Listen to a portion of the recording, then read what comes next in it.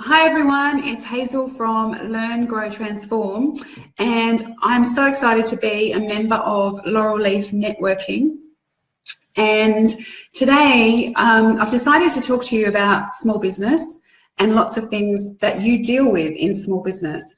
So one of the biggest things that you find in small business is that you need to... Oh, good. Thanks, Laurel, for letting me know you can hear me. So in small business, you have lots of things that you need to do. You have, before I go into any more, while I wait for other people to join, so I specialize in training small businesses in lots of things. So in their structure, in their systems, in time management, across the board, there are so many different things that you have to deal with. So I also help you do your social media, understanding how it works, not necessarily doing it for you, but making you understand how effective you can be when you're using it. I also help you learn how to blog and how to do your newsletters. So I'm basically a trainer that comes to you in the comfort of your own home or office and help you. Basically get you started in all the things that you need to do, so you don't hit a brick wall after you've been in business for 2 or 3 years and go, oh my gosh, I don't know what to do now. I help you overcome all those things. So today, I'll just switch off my phone so it doesn't make any noise. So today I thought I would talk to you about time management. I'm going to talk to you about other little bits to do with your business as well. So if you have any questions along the way, let me know, and let me know if you're tuned in. I'd love to look and see the comments below. So what's really, really important in small business is your time, because a lot of people in small businesses, you start a business, you come from the corporate, so you've got, you know, this corporate environment that you're in, and when you move out of that, you're moving out of a complete unknown, of complete known to a complete unknown. So what that means is, you know, a lot of us in corporate, you have someone who helps you with your typing, with your mail, with your accounts, just generally being a sounding board. If you need somebody, there's bound to be someone else that you can talk to, so that you don't feel alone. But when you're suddenly on your own and you start your own business, it's like, oh my gosh, I don't know how to cope with everything. How do I do all these things? And my answer to that is very simply, you need to manage your time. Because if you can start managing your time effectively, what that means is that you can then deal with all the things that you need to deal with. I recently wrote my own book, which will take you through all the different things. And one of the things that is so hard for most people to understand is, you know, I've got social media, how do I deal with that? I know I need to write a blog, how do I deal with that?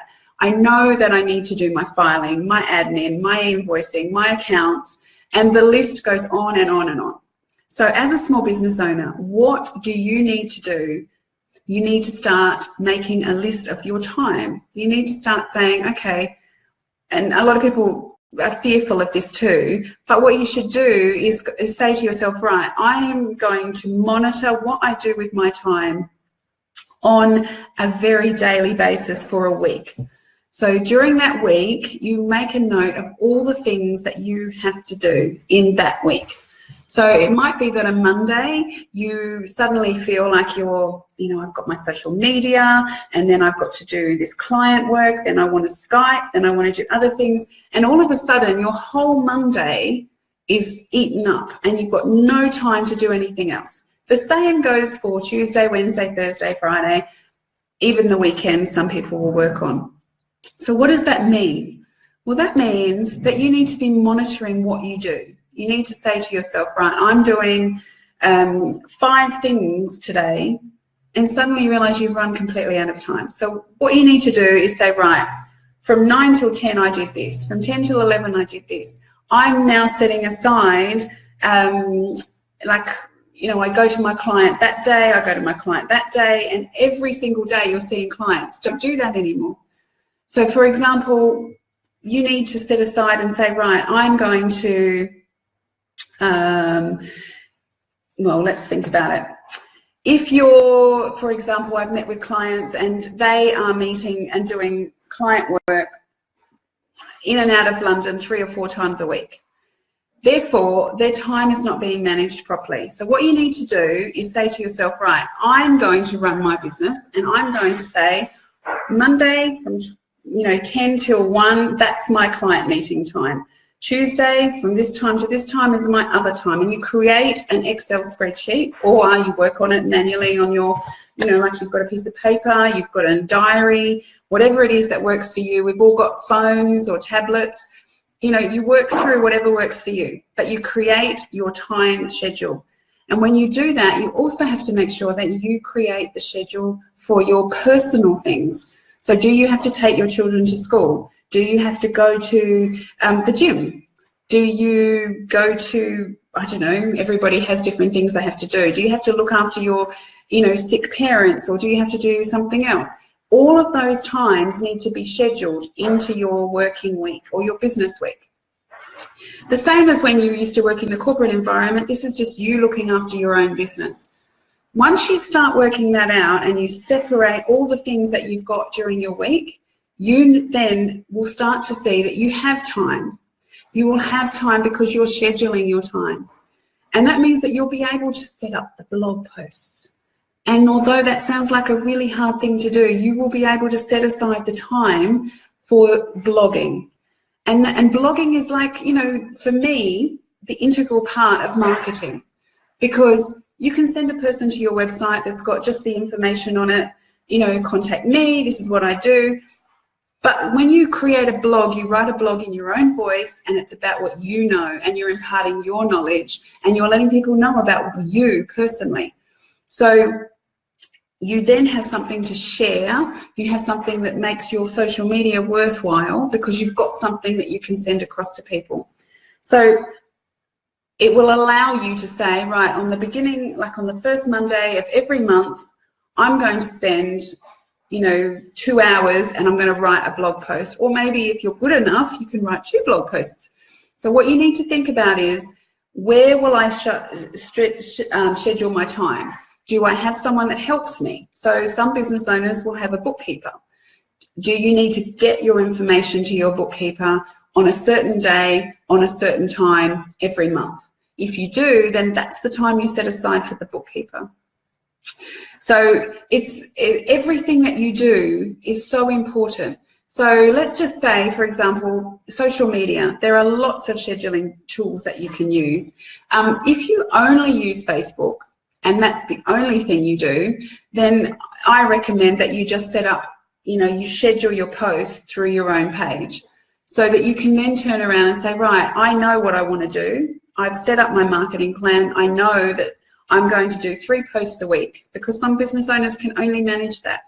So you turn around and you do the scheduling in there. So Monday morning, you can sit down on your computer and say, right, I'm going to do Monday, Wednesday, Friday. If you want to do anything in between, you can easily do it, but your scheduled posts are already in there. You can use Hootsuite, you can use Buffer, you can use lots of different things. But what's important is that once you work out when you can do these things, you stick to those times.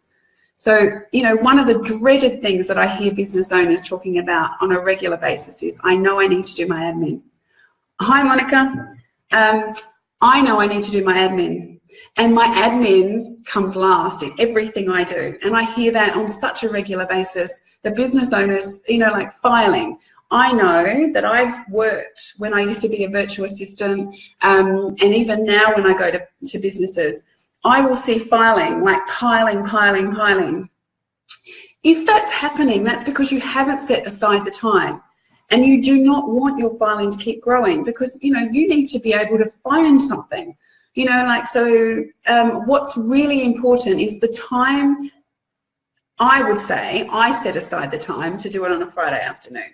Most of my admin is done on a Friday afternoon, so that I can close off my business. I know that things are done, things have been sent out, and then at the end of the day, you turn around and you say, right, I've done all these things. Where's my to-do list? Okay, I've tick, tick, tick, tick, tick. I've still got 5 or 6 of them that weren't done. They need to be put on my to-do list for Monday morning. I don't get into my office or onto my desk or anything on a Monday morning and sit down and write my to-do list. for me, it's the wrong timing, because I like to be in control of when I sit down at my desk on a Monday morning and know that these are the things that I've got. And there will be always more things. There will always be. I mean, I'm a mum of two boys, and without fail, I will have things set in place. And I will have, one of my sons just turn up and say, well, I'm sick today and I can't go to school. So then if I've got client meetings scheduled that day, it does become stressful. But if you use the tips that Monica gave you last week, you will know that you don't have to be stressed about it, because you just ring and speak to the clients that you were supposed to meet with, and you ask them to reschedule. And then you make sure you reschedule them into your next available client slot. So you're not taking away from, what you need to do in terms of your business. You are still maintaining the same time frame that you need to maintain in your business. If you start forgetting about your timetable, whether it's for you personally, your business, your clients, your, like you might outsource some work as well, you need to be on top of it. So, if you've got any questions, let me know. But I would say what you need to do is really and truly, use programs and software and things like that that are available out there. Check whether they're, because sometimes with your phone, it's really good to have things around with you, in front of you. And other times I use my diary, which is not my diary here, but I use a paper diary. So I've kind of got a backup. And I think in today's technology, you do need to have a backup. You need to be able, and this is where I brings in my systems and structure and things like that I do with people as well, in that you need to make sure that everything you do in your business is backed up. Now, whether it's backed up to the cloud, if you feel comfortable, whether it's backed up to like an external hard drive, whatever it is, that is part and parcel of being in business. Imagine if you lost every single thing that you have built up in your business, your clients, you've lost your database, you have to start from scratch. Everything that I have is all backed up to the cloud. Even on my phone, everything is backed up to the cloud.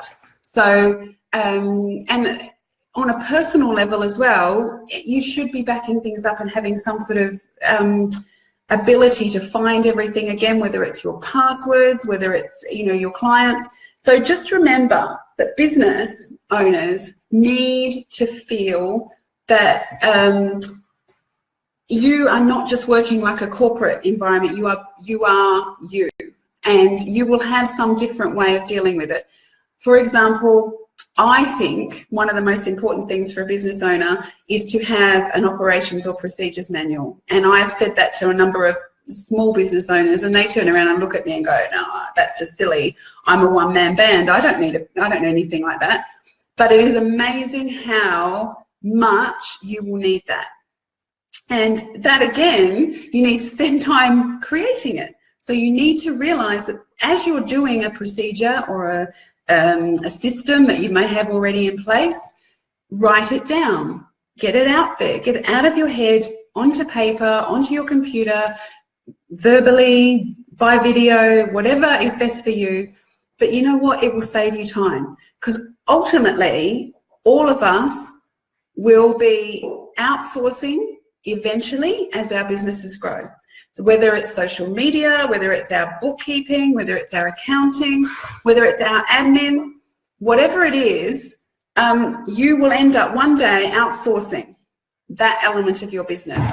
With your procedures manual and your operations manual in place, which yes, takes time, you will find that your business will suddenly start moving forward in such a way that you will feel happier, less stressed, less in overwhelm. And also, if you're sick, like as a business owner, if you're sick, you literally are on your own if you do not have the ability to outsource what you want to do. So it can be as simple as, okay, this is my Facebook, this is what I do. So this is my Facebook login, this is when I post, this is the sort of post that I do, and you just write everything down, and then you can even photocopy it. I mean, if your writing's good enough, you don't even have to have it typed up. A procedures manual is just so that you don't have everything stuck in here in your head. You can get it out of yourself, written down, so that someone else can help you if need be. And that does help you with your time management. So I'm just trying to think of all the things to do with business and small business. So if you've got any questions, let me know. But in terms of the ability to not feel alone in business, because that's the other thing. So once you've got your time sorted out, you can sort out your blogging, things like that, you network, you do lots of things, then you need to think about, okay, I'm growing my business, I'm, going through stages of unknown and overwhelm, and I don't know how to deal with it. I feel like I'm so alone. I don't know, nobody else is going through what I'm going through. I used to host my own radio show, which was all about small business, and the amount of people that used to say to me, I love listening to it, because I realized that I'm not the only one. I'm no longer the only person that is going through this. I feel like I'm, finally realizing that there are other people who are coping with what I'm coping with, and I'm understanding how to do it. So with small business, networking is, everybody can network on social media and have their Facebook page and join a group and everything else. But one of the things that I talk about in my book as well, for example, is that networking is like so imperative for your business, and not just networking to keep growing your business, although that's ultimately what we all want. It's also to feel like you've got like-minded people listening to you. So you can go and talk to somebody and say, you know what, I'm really struggling. I've got this idea, but it's not really working, or I'm wishing that I had some backup for my business, or I wish that someone would, come along and offer me the best suggestion for my business. It comes from networking. It comes from finding a trust in somebody. So that's always part of networking. And I think at the end of the day, what you need to realize is that, networking is an ongoing way of growing yourself and your business. Because, learning, the way that I see business as well, is learning is something that's an ongoing thing. We take our children, we put them through school, they're constantly learning, then they finish, they go out into the workplace, we are like that too, and then all of a sudden, we're in a business situation, or even when we were in corporate. I mean, a lot of times you didn't do any extra training, didn't do any extra learning. What is so important about that? Well, of course it is. You always need to know what's happening out there in the new social media space, in the new business space, in the new blogging, what's going to work. So I know, Laurel, we all love networking. We love Laurel Leaf networking. But everything that you do in your business has to be about you and how you feel. I mean, I met with a client about time management a little while ago, and I said to her, as I've said to other clients as well, it is really important to know that it's your business, and the way you run your business is because that's the way you feel most comfortable. And people, will work with you because they realize it's you and it's your business and it's what makes you feel the best. And if they can't understand that, then they're possibly not the right client for you anyway. And also, it's very important to realize that you can say no. Throughout my business, I've had to say no to some people, and it's been tough. But you have to sometimes stand up and say, no, you know what, for whatever reason, I don't feel comfortable. For whatever reason, I can't work with that person. And, it's very important to maintain the fact that it's what you love to do and why you started your business. And I think to some degree, business owners will turn around and they will try and be like someone else. There's lots of networking groups out there, but the reason Laurel's works, for example, is that she is herself. And it's very relevant. You have to be who you are. There are a lot of business owners out there who are like, for example, I know lots of business coaches, but I wouldn't work with some of the business coaches because they're not who I can gel with. Because I can gel with somebody who feels, or who I feel is comfortable, who will understand where I'm coming from. And then, I mean, I'm not disputing that there's lots of business coaches out there who are wonderful and can offer exactly what you need, but you need to find the one that works with you. And that's what people will do when they come into your business.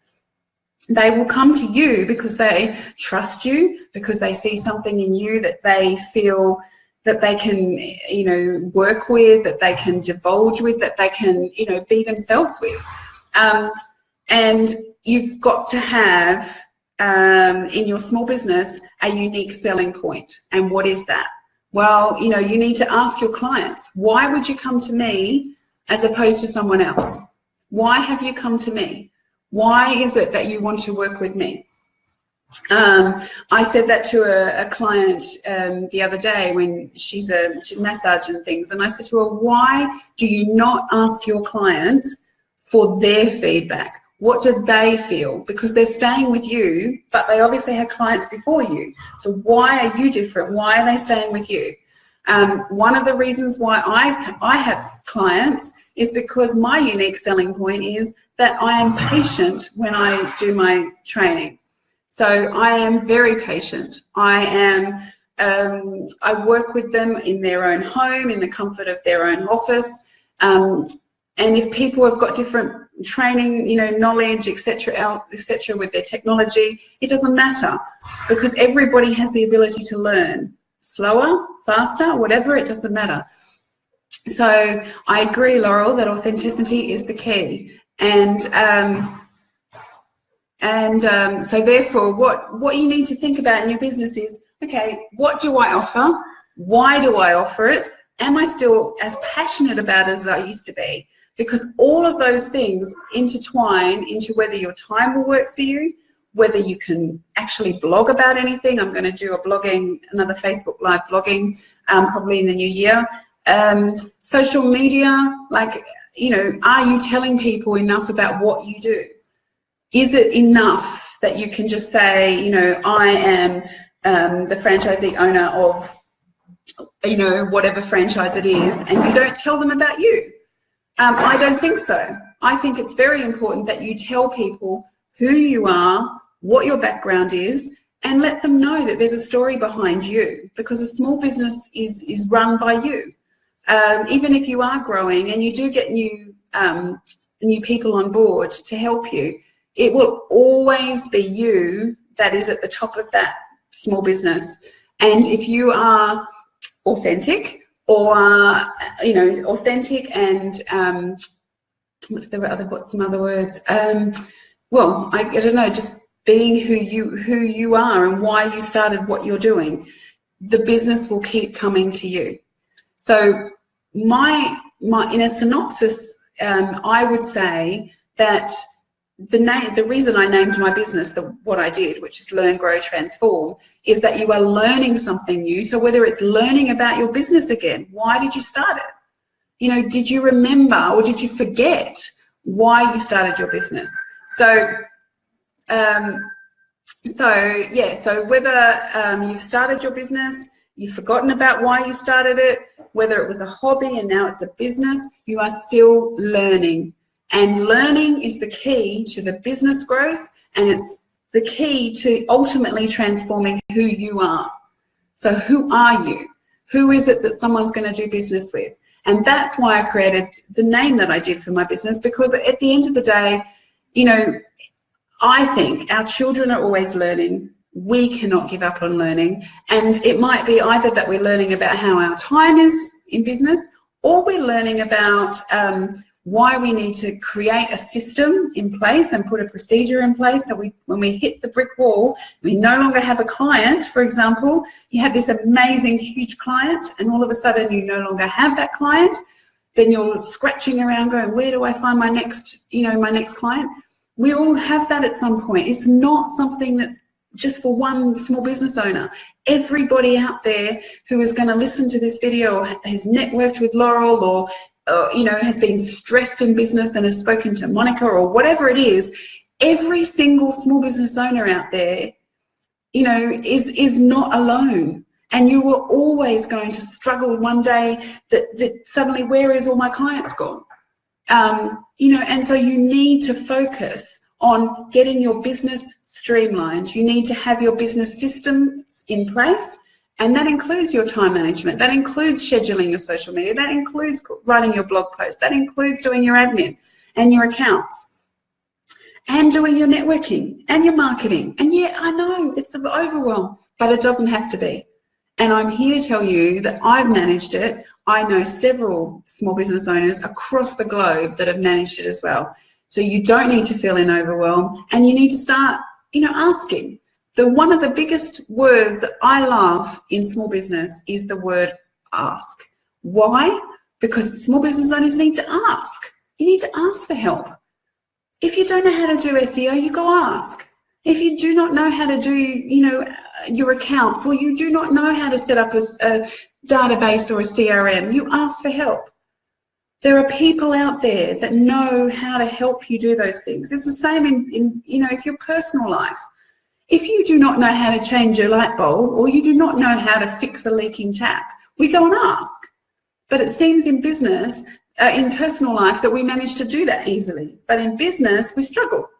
Why? You don't need to struggle, because in small business, you need to ask. And that's why that's one of the best words that I think you can have in small business is the word ask. And then, once you ask, you learn, you grow, you transform. And then you start to remember why you love the business that you started, why it is that you're still here, why it is that you need to move your business forward and give yourself to more clients, because ultimately that's what we're all after. We all need it, we all want it, but we all have to find out our own way. And all I can do is help you find that way and move yourself forward in such a way that you are feeling confident, empowered, and ready to just take on the next step in your business, because we all will slowly find that. Some people will go, and other people will slowly find it. And, whatever works for you is what is going to be the best for you and your business. So I would, in summary, I would say in your small business, use the words ask, use the words learn a lot. And then I would say, get yourself a schedule and write down what you do in your time every single, hour of a week, including your personal time, and schedule it. Schedule it, schedule it, schedule it. When you've done that, you will start to see that you are taking too much time to do client time, too much time over here. You're spending, it's all juggled, all in the wrong ways, and you'll be able to bring it all together and merge periods of time to work for you. When you do that, you'll start to see that you'll be able to have time for your filing, time for your admin, time for your blogging, time for your social media. Everything will start to flow. So I hope you've had some great tips. Thank you to Laurel Leaf Networking for allowing me the time to do a Facebook Live, and I'm really looking forward to doing some more in the new year on blogging and social media and all those sort of things to help you in small business, because we're all here to help each other. And so that's me, Hazel from Learn, Grow, Transform. So have a wonderful rest of the day, everybody, and I look forward to hearing from you all soon. And if you've got any comments for afterwards, please put them into the group and I will happily respond to them. So thank you very much. Bye, everyone.